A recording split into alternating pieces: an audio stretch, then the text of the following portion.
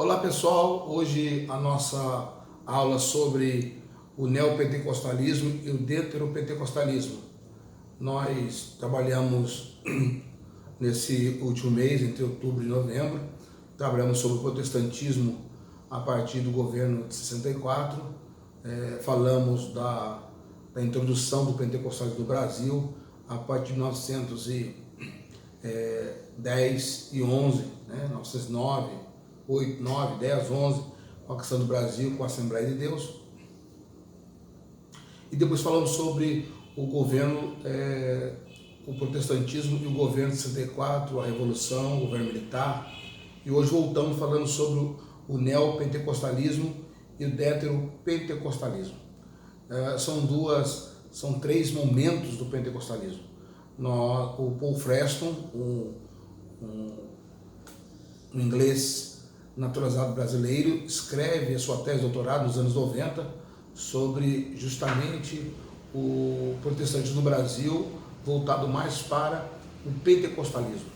E depois nasce o livro Entre Anjos e Demônios, um livro interessante que eu aconselho, oriento todos vocês a ler esse material, essa obra esgotada, mas eu acredito que encontre PDF na internet.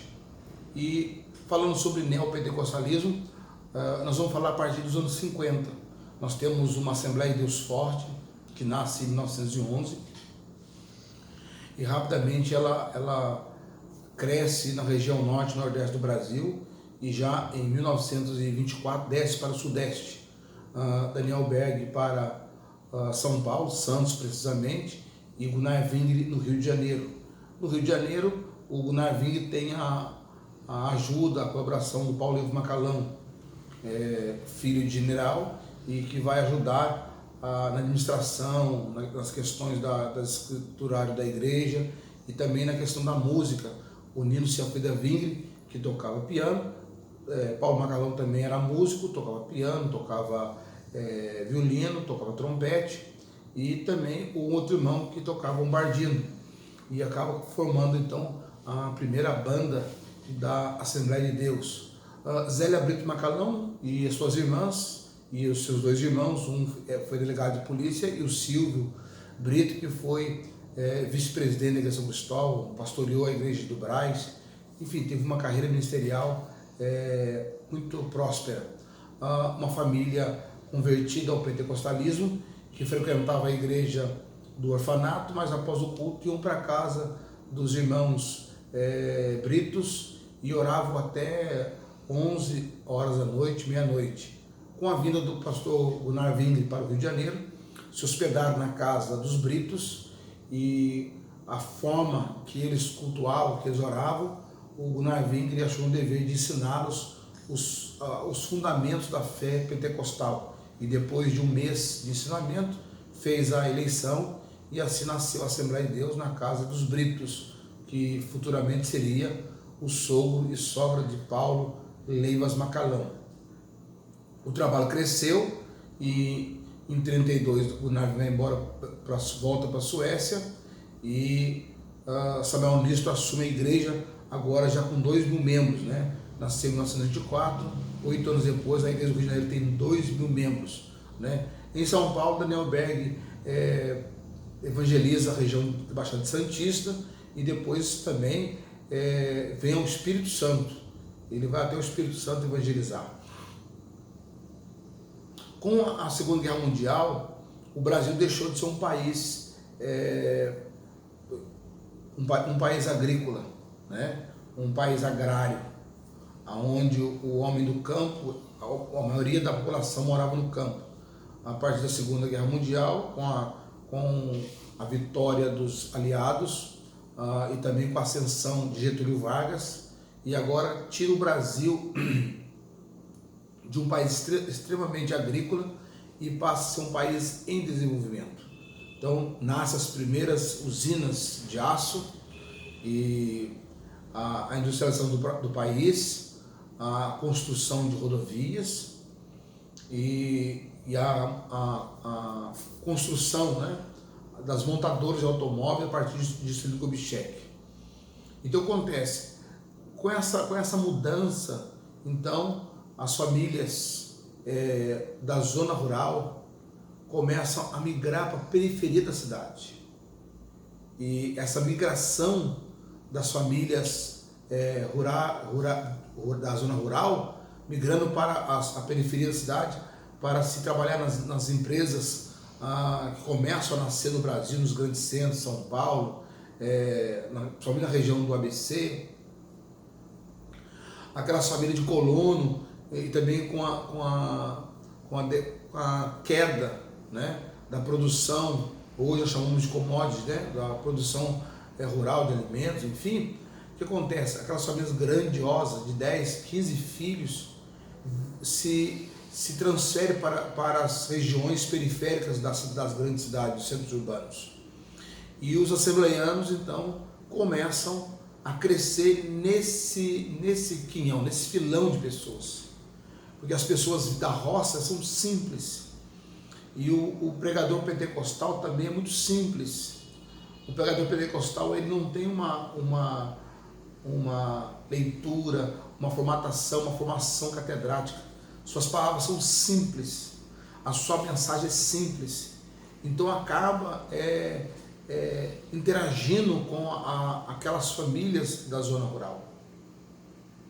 Com isso começa a crescer o movimento pentecostal já no final dos anos, início dos anos 50. Com esse crescimento, né, começa então a nascer as primeiras igrejas neopentecostais. E a primeira igreja neopentecostal é a chamada Cruzada Mundial de Evangelização, que hoje chamamos de Igreja do Evangelho Quadrangular, né? Ela nasce com o nome de Cruzada Nacional da Evangelização, né? É um trabalho americano, e no Brasil recebe o nome de Igreja do Evangelho Quadrangular. Também nasce paralelamente, lógico, que é um fruto da Igreja do Evangelho Quadrangular, né? Manuel de Melo, o missionário Manuel de Melo, cria, né, a Igreja do Brasil para Cristo. Então, a partir dos anos 50, nós começamos a ter dentro da Assembleia de Deus o nascimento de uma igreja neopentecostal, a Quadrangular, Igreja do Evangelho Quadrangular, que vem para o Brasil com o nome de Cruzada Mundial de Evangelização. O Manuel de Melo, que é obreiro da Assembleia de Deus, ele se anima com o formato da Cruzada Mundial de Evangelização, que posteriormente passou a chamar de Evangelho Quadrangular. O pastor Manuel de Melo, ou o missionário Manuel de Melo, ele se encanta com o trabalho e ele se junta com esse trabalho, né? E aí acontece, ele chegou até a comprar uma tenda para ele e viajou por algumas regiões pregando o Evangelho, né? Esse nascimento de duas igrejas, né? A igreja do Evangelho Quadrangular, né? Quadrangular porque são 4 pontos que a igreja Jesus salva, Jesus cura, batiza o Espírito Santo e leva para o céu. São 4 pontos da mensagem, da teologia da igreja do Evangelho Quadrangular. E o Brasil para Cristo se firmou também na questão da cura e da cura. Enquanto que a igreja do Evangelho Quadrangular se projetou na pregação do Evangelho e na expulsão de demônios, o Brasil para Cristo, o pastor Manuel de Melo se fundamentou na cura divina, nos milagres, nos dons de Deus. E justamente nasce uma terceira igreja, que é o Deus e Amor, que vai se fundamentar nos dons da revelação, na cura divina e também nos dons da revelação. A igreja Deus e Amor vai se fundamentar nos dons da revelação. A partir da revelação, os milagres acontecem. A igreja do Evangelho Quadrangular se fundamenta na pregação do Evangelho e na expulsão dos demônios. A igreja do Brasil para Cristo se fundamenta na cura divina. E a igreja Deus e Amor se fundamenta na oração e nos dons da revelação. Os dons da revelação são os fundamentos da igreja Deus é Amor. É lógico que no plano sociopolítico e a fase populista da organização, dos partidos políticos, da emergência de líderes populistas, né? Após a Segunda Guerra Mundial, então muitas coisas aconteceram no Brasil. E nesse caldeirão efervescente, então a Assembleia de Deus começa a dar espaço para 3 igrejas, tudo nos anos 50 e 60. Vamos para o próximo vídeo.